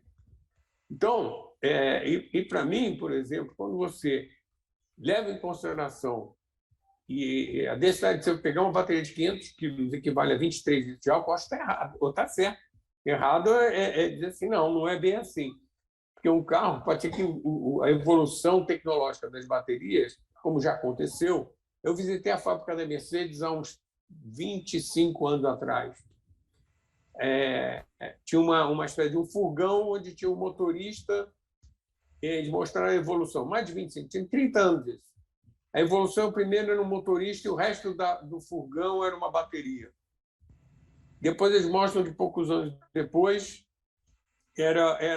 já tinha um banco do carona, para a mesma finalidade, mesmo uso, mesma autonomia, tudo. No ano seguinte, você já tinha um espaço atrás e mostrava a evolução. Quer dizer, a evolução da tecnologia de baterias e a evolução da redução do custo de baterias é espetacular. Agora, como eu estou dizendo, eu acho muito mais razoável aqui no Brasil, por exemplo, você imaginar também uma evolução espetacular da célula de combustível. E eu acredito mais, eu acredito que se essa célula de combustível evoluir efetivamente, o uso do etanol, considerando também uma evolução da tecnologia, assim como eu acredito na evolução da tecnologia da bateria, a evolução da tecnologia do etanol de segunda geração, que já existe, ainda é incipiente, são 400 milhões de litros por ano, é muito pouco, mas a evolução da tecnologia de etanol de segunda geração e a evolução das células de hidrogênio, que não são ficção científica, fazem com que você dê uma utilização, na minha opinião, muito mais relevante aqui no país do que como eu falei, na França, que é 4%, que eles não têm um combustível. Eles não têm. Agora, para a França, a eletrificação é espetacular para quem tem um parque nuclear, como tem a França. Então, eu acho que a gente tem que levar em consideração as especificidades de cada país, e eu acho que o Brasil tem uma especificidade, volta a existir, uma especificidade única, E digo mais também, o que é inexorável nos outros países, é muito óbvio você imaginar que na Inglaterra, depois de 2030, 2035, você não emplaque mais carro a gasolina. Faz todo sentido. Faz todo sentido que para a cidade de Paris faça a mesma coisa. Eles estão querendo já para a Olimpíada daqui a 2 anos já tem um corte ainda mais radical. Faz todo sentido, como eu falei, para a China, em Pequim, você ter carros elétricos e você fechar uma série de fábricas que estão em torno da cidade. Agora, não faz sentido, na minha opinião, aqui para o Brasil. Óbvio que se todos os carros fossem elétricos e a gente tivesse uma produção de energia elétrica, o que está acontecendo é que a energia elétrica, não solar e não eólica, aqui no Brasil está crescendo. A energia a óleo, a diesel, o óleo combustível, ou a gás natural, seja, que é menos poluente. Então, o crescimento da energia também tem um lado, nós estamos sujando também uma parte da matriz. Então, o que eu entendo, e levando em consideração, sem desmerecer o que você falou aqui, a questão dos erros, que eu gostaria, como eu falei, eu gostaria que você me passasse isso, eu tenho todo o interesse, óbvio, nisso aí. Agora, de qualquer maneira, as evidências, pelo menos os indícios do que eu peguei na literatura e que, por exemplo, de não levar em consideração os estudos internacionais, que não levam naturalmente em consideração o caso brasileiro nem é para levar, porque, efetivamente, na cabeça de uma McKinsey, de um estudo da Bloomberg, ele não vai levar em consideração o mercado como brasileiro, que, como você fala, 2 milhões de automóveis. Ele vai levar em consideração o mercado de 100 milhões de automóveis. Então, é óbvio que o mundo vai caminhar para um parque para 100 milhões de automóveis.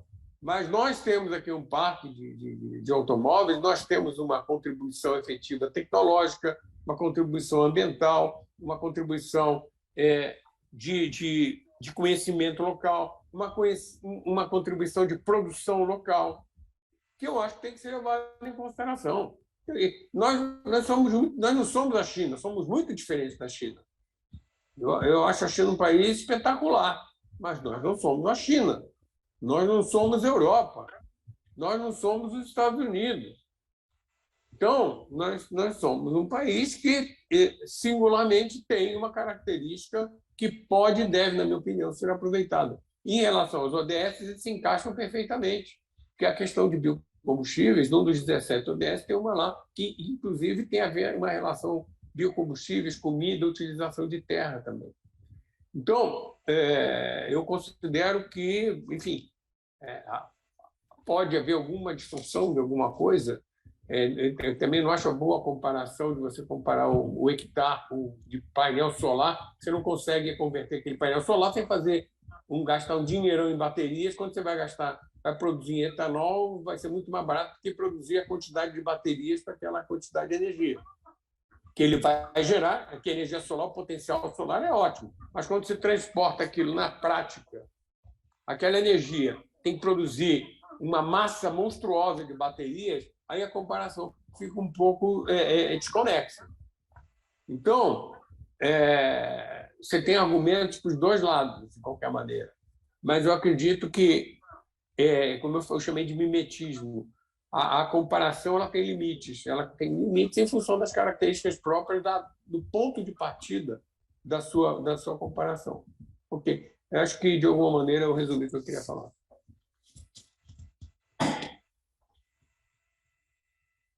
Tem áudio. Muda, Cardoso, só lembrar, chama a atenção que tem o Cláudio e o Maurício estão com a mão levantada para fazer pergunta.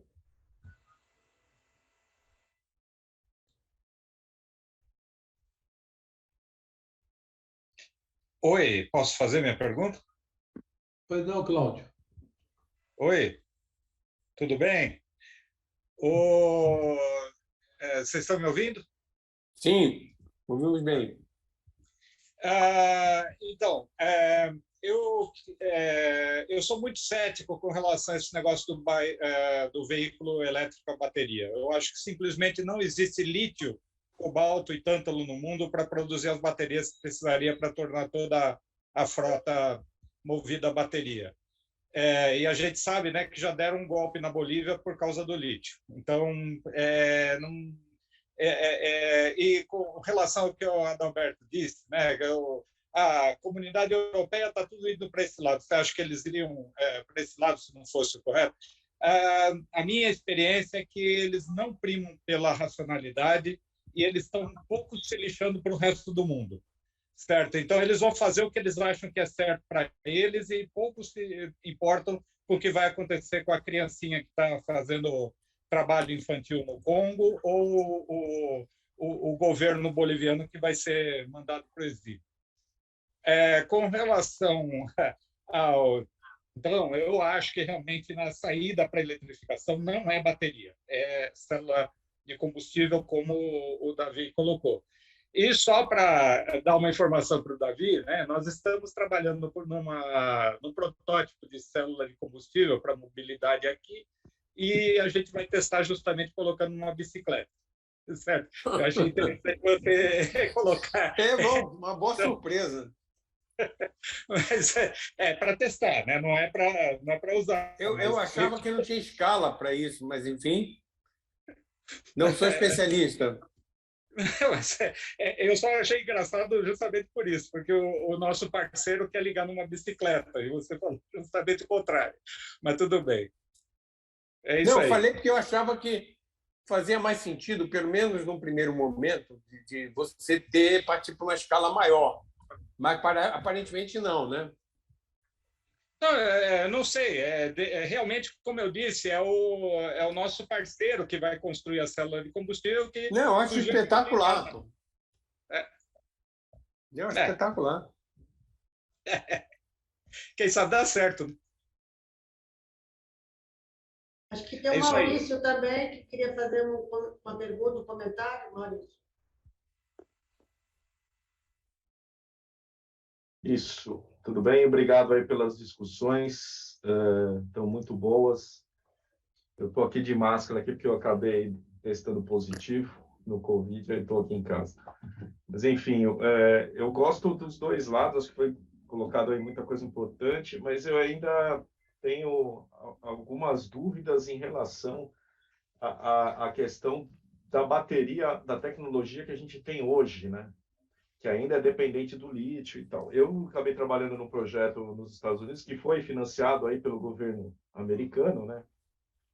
Até esse aí foi um ponto que o Adalberto colocou, que eu achei realmente interessante, que o financiamento dessas pesquisas que são, vamos dizer assim, de risco, alto risco, que as empresas não vão bancar sozinha, né? Isso o governo tem que trazer realmente para indicar o caminho aí da onde o país quer ir, né? Então, claramente, nos Estados Unidos tem um esforço muito grande em achar uma bateria melhor do que a de lítio, né?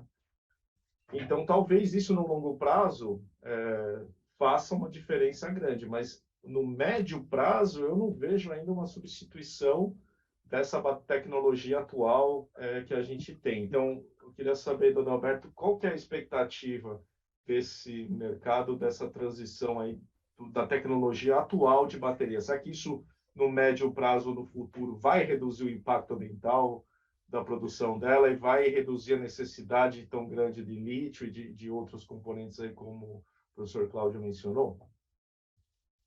Sim. Obrigado pela pergunta. A densidade energética das baterias está dobrando a cada 3, 4 anos, né?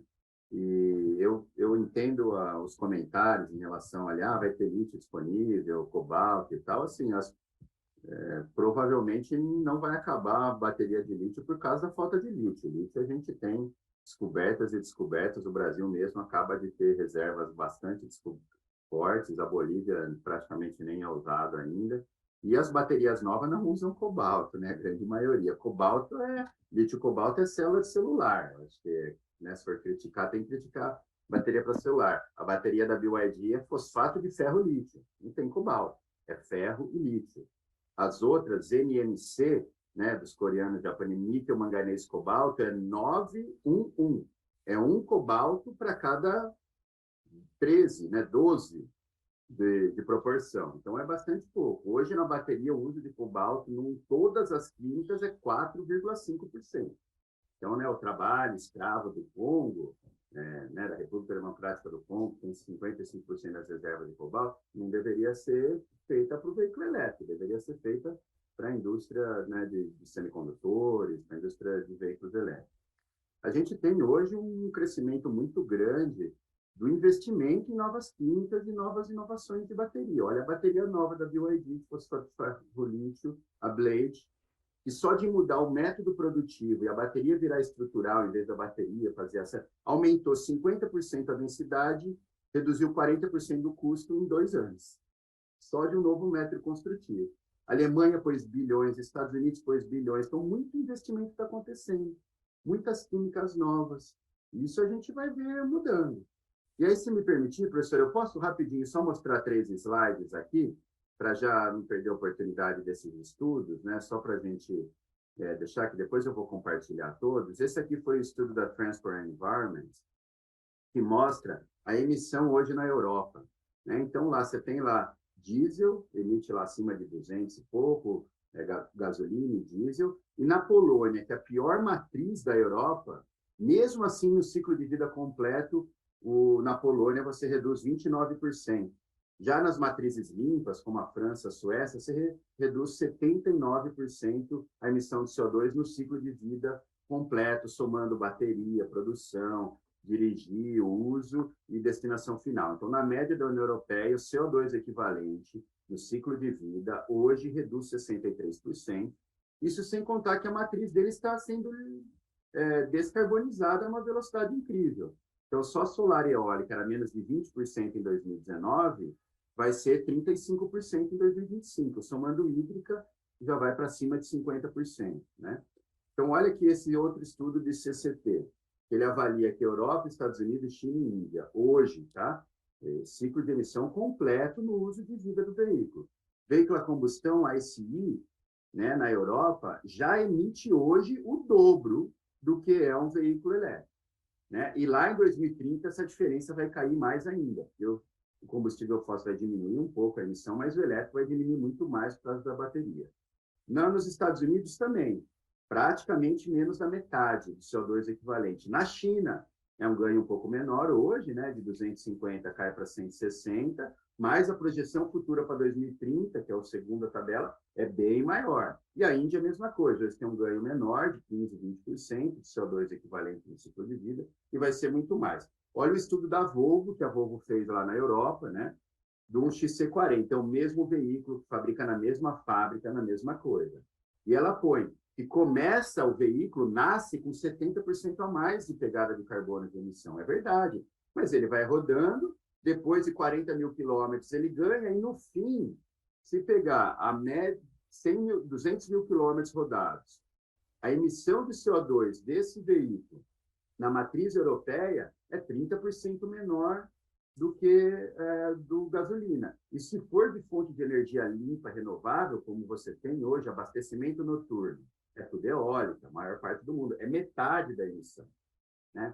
E olha aqui esse aqui, que agora é recente, feito pela Unicamp, tem um monte de pesquisa lá do projeto Campo Sustentável, bancado pela CPFL, e eles chegaram a essa conclusão, que um ônibus elétrico rodando lá no campus reduz 55% da emissão de CO2 no ciclo de vida.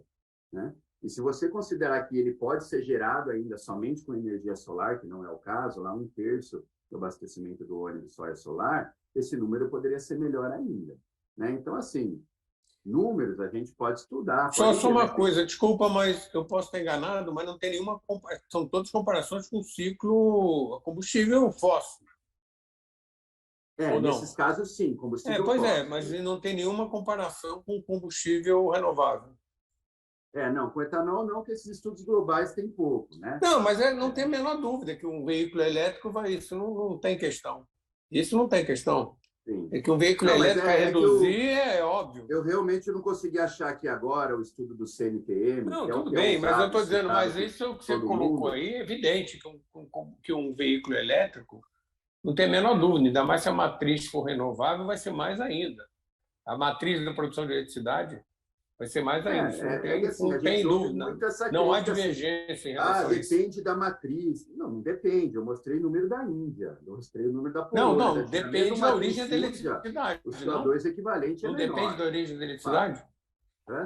Então, depende da origem da eletricidade. Não, o gráfico mostra ali. A pior matriz da Europa, Polônia, reduz 29% do CO2. Não, sempre reduz. E a melhor, 79%. Então, na Índia, mesmo com a matriz da Índia, que é horrível, mesmo assim... Não, o Maluf sempre vai reduzir. Sempre vai reduzir, não tenha dúvida. Exatamente nos piores, a redução ainda é maior. O que eu quero dizer é o seguinte, que acho que a comparação até agora, estou falando em relação ao que a gente tem aqui. Todos aqueles ali, eu concordo com tudo que está lá. São números que devem estar todos corretos. Não há questão em relação a isso. A questão é que a comparação em relação, pelo menos, ao que foi levantado aqui. Só isso que eu estou... Não estou questionando. Eu tentei procurar rapidamente o estudo do CNPM aqui, que se a gente abrisse eu mostrava, mas eu lembro bem isso, né? Usou a matriz elétrica da Europa e a emissão do etanol brasileiro. Número 2, considerou a vida útil da bateria 100 mil quilômetros. Só se aumentasse para 150, o etanol já perdia do elétrico. E considerou a vida útil de um veículo elétrico metade do veículo a combustão, que tampouco faz sentido, né? O motor elétrico tem 90% de eficiência. O motor a combustão de 30% a 45%, ainda é o dobro, né? A mobilidade elétrica é muito mais eficiente, dura muito mais. Nós temos hoje furgões elétricos que rodam em São Paulo, começaram lá nos Jogos Olímpicos em 2016, e já rodaram 350 mil quilômetros e não tiveram manutenção. tem algum carro a combustão que roda 350 mil quilômetros sem fazer manutenção, retífica de motor. Então, assim, eu entendo, né? A gente ainda tem uma visão, na minha opinião, um pouco atrasada das mudanças que a tecnologia... Mesmo, por exemplo, essa visão da China poluente. A China hoje, ela se chama de civilização ecológica. A China reflorestou 80% de todo o reflorestamento do mundo. O ano passado foi feito na China. Os rios da China estão sendo reflorestados para preservar a água. As grandes cidades chinesas trocaram toda a frota para elétrico, toda. Você vai hoje na maior parte das grandes cidades chinesas, não é mais como era Beijing antes dos Jogos Olímpicos. Em 5 anos mudou da água para o vinho. A China vai voltar a ser a maior potência econômica desse planeta, como ela foi nos últimos 3.000 anos, a maior desenvolvedora de tecnologia desse planeta, como ela foi nos últimos 3.000 anos, e ela vai, obviamente, priorizar cada vez mais o meio ambiente. Então, você vai ver cada vez mais a liderança chinesa nessas novas tecnologias, e é um processo global. Eu realmente discordo de que o mundo possa escolher a rota tecnológica eletrificação e 70% dos carros do mundo sejam elétricos em 2030 e o Brasil ser tudo combustão. Eu discordo, porque nós não temos fábricas de veículos elétricos. São filiais de matrizes chinesas, americanas, asiáticas, americanas e europeias. O que acontece na matriz cai aqui. A não ser que a gente pusesse bilhões e bilhões... Não necessariamente. Os carros a etanol não tem lá fora, os carros flex não tem lá fora, os carros híbridos flex não tem lá fora. Então, não é bem assim, né? Eu estou dando exemplo real. Como eu estou dizendo, eu não sou especialista no setor como você é. Mas, pelo menos, o bom senso me diz que você tem características tecnológicas aqui no Brasil que não tem em nenhum lugar do mundo. Então, não, concordo, é uma rota diferente. Mas, assim, eu só acho que não tem como a gente estar desconectado do mundo. Se o mundo for para uma tecnologia... A Agência Internacional de Energia diz que em 2025 o carro elétrico vai ser mais barato que um carro a combustão. Quem que vai comprar um carro a combustão se você pode com elétrico, no país fluido, que tem vida útil melhor, energia limpa, abastece à noite, que vai ter energia mais barata? Assim, a economia vai engolir a tecnologia, né? A era do petróleo não vai acabar por falta de petróleo, como a era da pedra não acabou por falta de pedra, como, né? A gente vai ver grandes revoluções tecnológicas que acabaram e suplementaram a outra tecnologia vigente. Então, mas isso que eu estou dizendo, eu acho que a próxima era tecnológica pode ser da célula de combustível hidrogênio, por exemplo. Mas por que a Alemanha e o Japão, depois de 20 anos investindo isso, largaram... Porque não, pelo contrário, o hidrogênio hoje você está fazendo hubs de hidrogênio pelo mundo inteiro. O Brasil está fazendo. Hidrogênio verde é uma coisa, hidrogênio como concentração de energia. Então, mas eu estou falando do hidrogênio verde. Agora eu estou falando de hidrogênio no veículo, embarcar. Não, mas então, a célula, só estou dizendo, a célula de hidrogênio não foi abandonada, pelo contrário.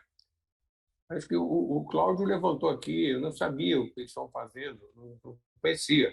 Mas a célula de hidrogênio não foi abandonada, pelo contrário. É considerado uma nova fronteira. É uma nova fronteira tecnológica. Bem, né? A China pôs lá 2.000 ônibus a hidrogênio e já não tem mais. Hamburgo, Berlim, tinha um monte de ônibus de hidrogênio. Sim, mas então, a tecnologia de você embarcar hidrogênio, ela efetivamente não está sendo considerada uma coisa assim espetacular. Pelo contrário. Agora, como passagem tecnológica, se a célula também não está absolutamente implantada nem comprovada em termos comerciais. Mas se a célula de hidrogênio, como se imagina, daqui a 2, 3 anos ela pudesse ser aplicável, eu nem sabia essa história da bicicleta, é espetacular, mas enfim, se ela pudesse ser aplicável, é um salto tecnológico importante. Então, vamos chamar de novidade, entre aspas, tecnológica extremamente relevante. Eu só gostaria de comentar que nós já estamos chegando a 2 horas de evento e o Instituto limite 1h30, de modo que eu gostaria de encaminhar pelo encerramento aí, através da professora Suani, se tiver algumas colocações. Evidentemente, essa discussão pode ser, de fato, continuada, né, entre os parceiros, aí sem problema. Eu só queria comentar, aproveitar a minha... levando vantagem da minha posição de moderadora, né? puxando brasa para minha sardinha, né, de moderadora, eu acho que essa discussão extremamente rica e com 2 colegas tão competentes mostra, de fato, né, que a gente tem espaço no Brasil para várias opções, né? A gente tem que definir o que é melhor em cada caso, né? Como eu tenho conversado também com outros vários especialistas, eu imagino que a gente não vai ter uma solução única para o setor de mobilidade, né? E a gente vai ter que ir vendo o que é melhor em cada caso, né? A questão da nossa matriz energética, a questão de baterias, a questão de biocombustíveis, enfim, né? Mas eu só queria fazer esse comentário, né, de que o pouco que eu aprendi até agora mostra que, de fato, a gente pode ter espaço para várias opções e a gente tem que ver quais são as mais interessantes para o nosso país, né? Era só isso que eu queria comentar. Aproveitando a minha posição de moderadora, mas já devolvo o professor Cardoso para encerrar. Bom, olha, foi fascinante esse encontro e de fato, nós fomos bem assertivos em convidá-los, porque é justamente uma das maiores dúvidas que nós temos aqui na discussão dos nossos jeitos, essa questão da mobilidade elétrica. Aí, tamanho é o número de parâmetros que devem ser colocados na mesa para que a gente possa chegar a uma alternativa que a gente poderia considerar ótima. Mas, evidentemente, isso aí é muito difícil numa situação como esta que nós estamos enfrentando. Então, eu quero agradecer muito ao Adalberto Maluf, que mais uma vez atendeu ao nosso convite para dar uma palestra, e, sem dúvida, agradecer muito ao Davi Zilberstein, que é amigo nosso de longa data, professor aqui na nossa universidade, e, de fato, é uma pessoa de referência na área energética já há muito tempo. E agradecê-lo pelo tempo despendido, porque eu sei a confusão que é a sua vida, né? Mas, de qualquer forma, nós esperamos encontrá-los novamente. Espero que, na próxima vez, seja num ambiente presencial, no qual a gente possa tomar um cafezinho, discutir algumas coisas e, quem sabe, até encerrar as coisas no bar, como diz o nosso amigo presidente Lula, né? Leito com a cervejinha. Muito obrigado, gente. E até a próxima, então.